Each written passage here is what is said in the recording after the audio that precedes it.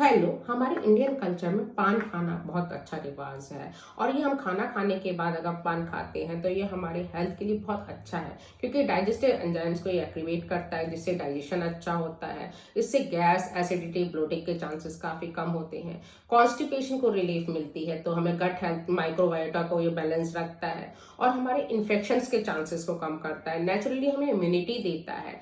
इससे nervous system को बहुत ज्यादा रिलीफ मिलती है, क्योंकि इससे जो है हॉर्मोन्स जो हमारे प्लेजर फील कराने वाले हैं, वो डोपामिन और सीरोटोनिन, उनको सीक्रेट करने में हमारी हेल्प करता है। ये एंटीऑक्सीडेंट से भरपूर होते हैं, हमारे लिवर और किडनी के फंक्शन को इम्प्रूव करता है, नेचुरली डिटॉक्सिफिकेशन करता है और ब्लड शुगर को रेगुलेट करता है, मेटाबॉलिज्म को बूस्ट करता है, कफ और चेस्ट कंजेशन में भी रिलीफ देता है। तो हमें ये खाना खाने के बाद अगर हम पान खाते हैं तो ये हमारी हेल्थ के लिए काफी अच्छा है। Thank you.